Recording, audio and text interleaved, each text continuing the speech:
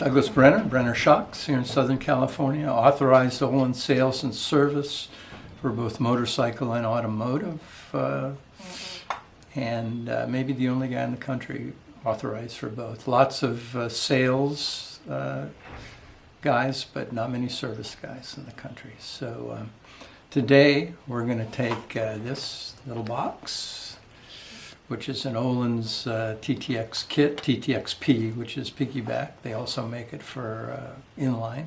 And we're going to make one of these. And this is a shock, a pair of shocks I'm putting together for a super modified in the Midwest. Look it up, their cars are really awesome. So let's get started. So here's the kit here. Comes in this nice little box.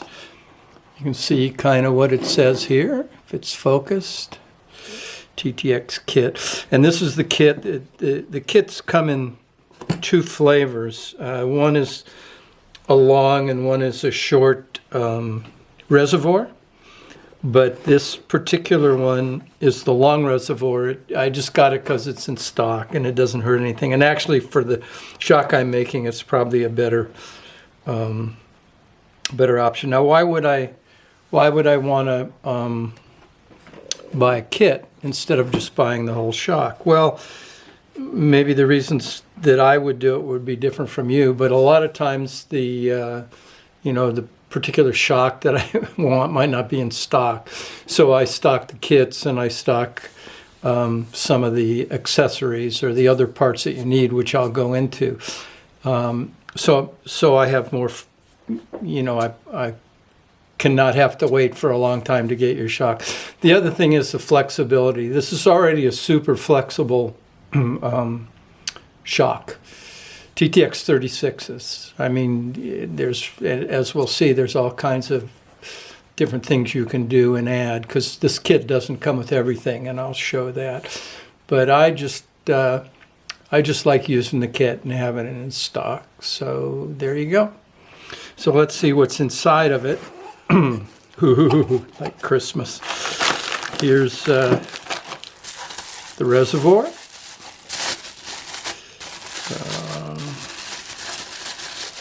This is the long reservoir, but you can buy different reservoirs too.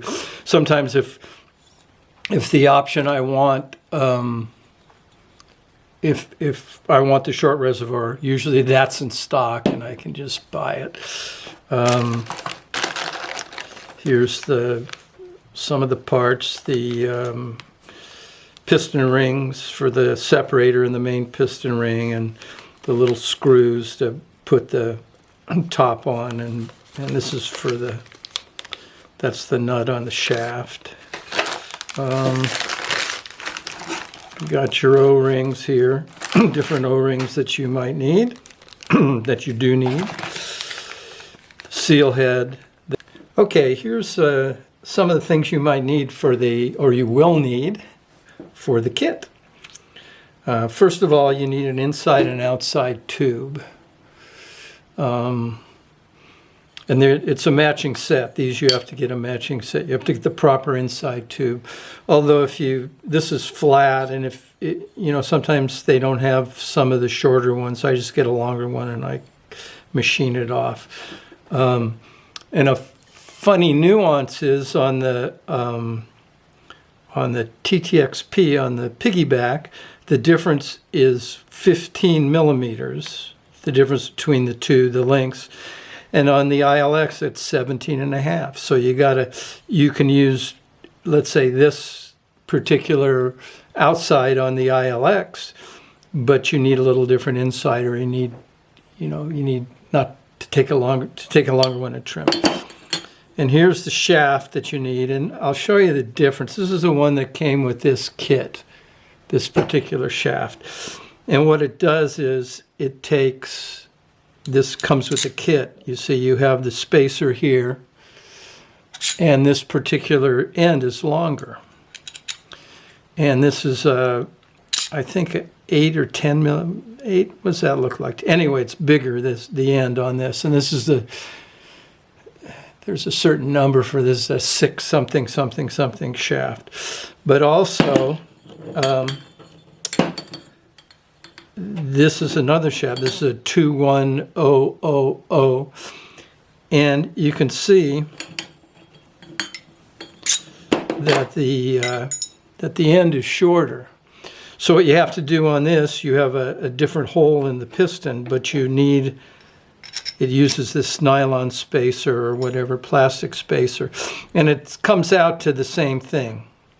But you just have to have a little different piston and stuff on that. So there's not too many. The piston pretty much just moves oil back and forth, but there are some trick ones. Here's a little trick one.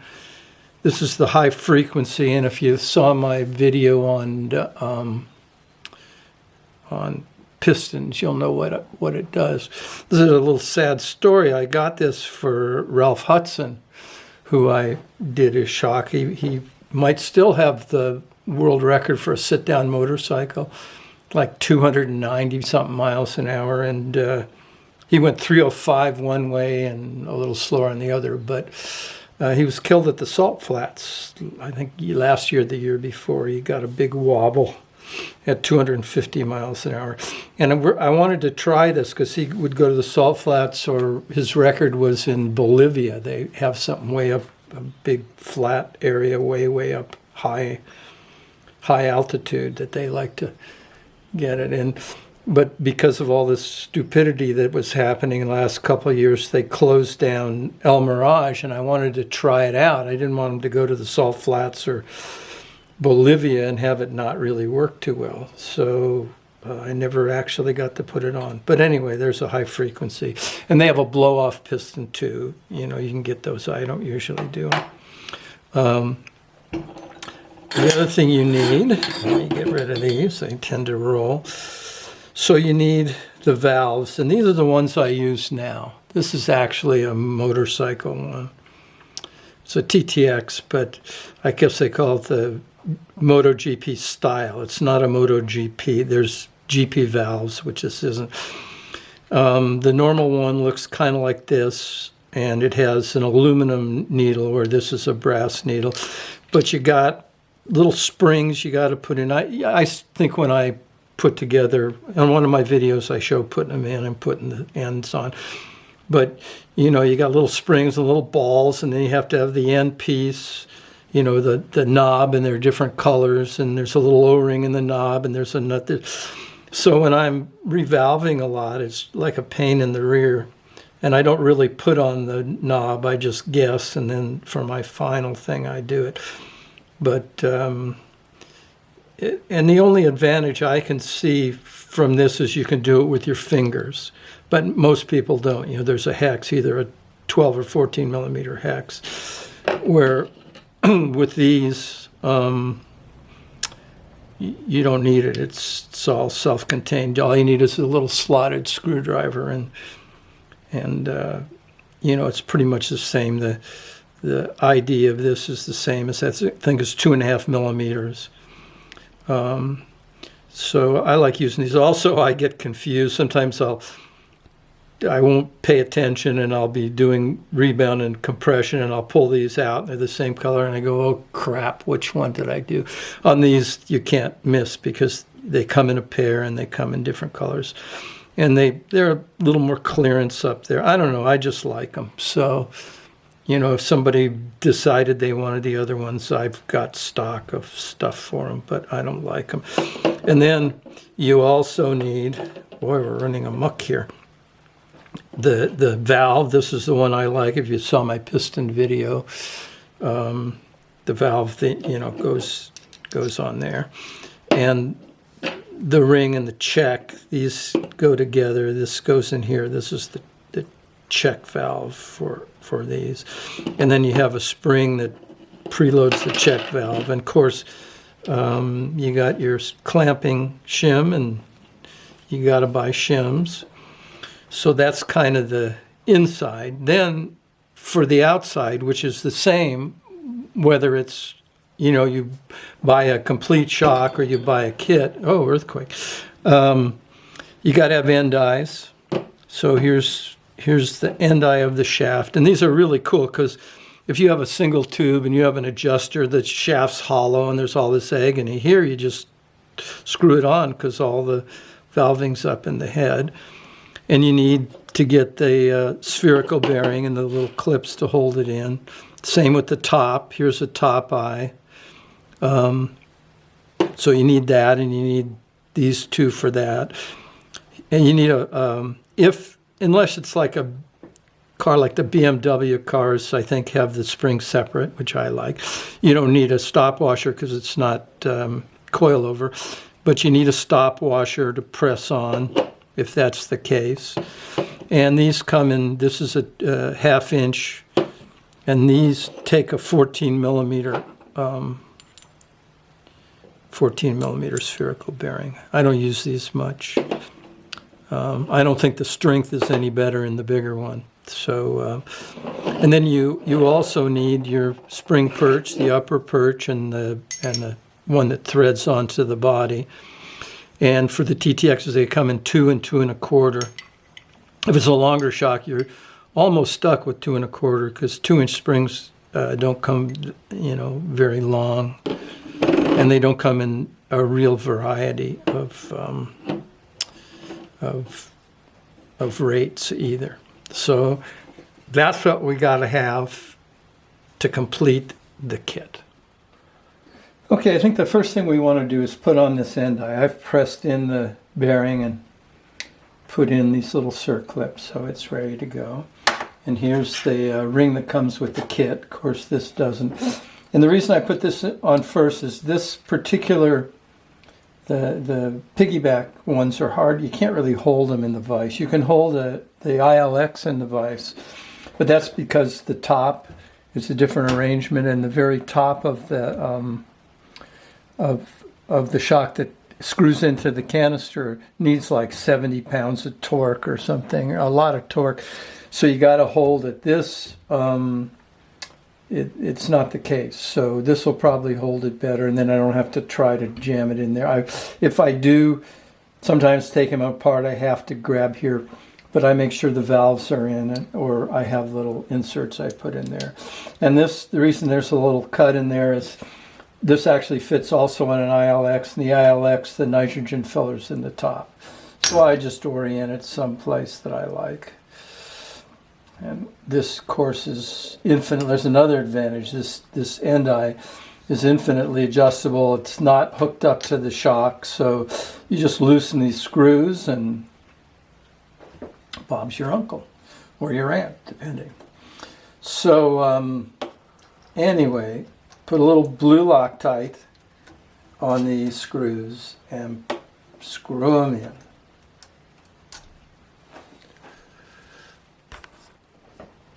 So now let's put some of these tubes on. Here is the O-ring for the canister. Put a little Ohlins. Too much is just enough grease on it. Grease it up a little. And also on this one, you want to put a little grease on the threads. You don't need Loctite or anything. And grease around there where the O-ring goes into, I think is a good idea. See, I'm getting civilized. I'm using a brush, although I still use my fingers.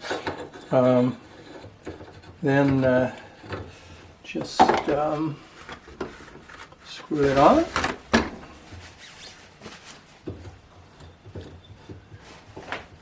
And this is a big fat O-ring, so you got to be really careful that you don't pinch it. Sometimes it doesn't want to go up under there. So just watch kind of what you're doing. And if I can do it, believe me, you can do it.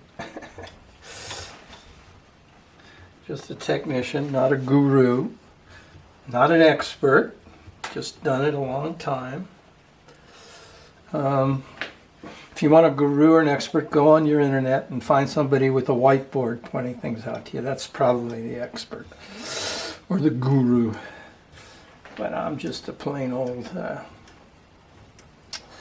tech. And then this reservoir tube, you don't want to tighten it too tight. And you got to have the tools as usual. I'm convinced Ohlins is a tool company that also sells stampers, because all I got is tools. Just snug it up. See, it's still moving a little here. Thing, just snug it up. That's all. There's no radial. There's no radial. Nothing trying to turn it off. Unscrew it. So I don't know why you'd need to tighten it real tight. And then, although it's snug, then put some more oil on this. And then there's an O-ring groove down here. Sorry. And you just got to kind of work it into there. There it goes, just like the real guys, almost. Try to keep some. And then they say to put, I don't know why they say green Loctite, or high zoot Loctite, but that's what they say. So I'm only following orders, and don't overdo it. Found this green stuff instead of the red, and it doesn't run. It's really great. And I think I always see green coming off everything, so I think that's what they use too. And then what I like to do, again, to just make sure the O-ring is good, is just put a little of your red Loctite around here. Red grease here. And pop it in. Do it by hand as long as you can.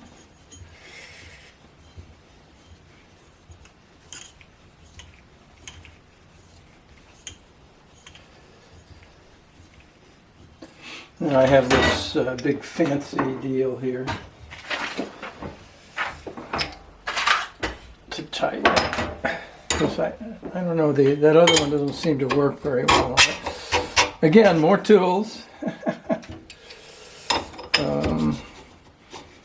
You want to watch it, because you don't want to squish the top of the tube, and you can put your seal head in there, but I don't think I never have a problem with it. And it just has to get the threads on it. This isn't the part that the piston goes up and down in like a single tube. So I don't think it's as critical. Come on. Oh, there we go. Tighten it up a little. Sometimes you want to put this tube on first if it's hitting there. I don't know. Just depends. Oops. Okay, and then we'll just tighten it up. Oh, it's almost there. Just hold on a little. So it's not going to come out. But, if you want to try to torque it, I suppose I could put a torque wrench in there. But I think I got to put it at a 90. And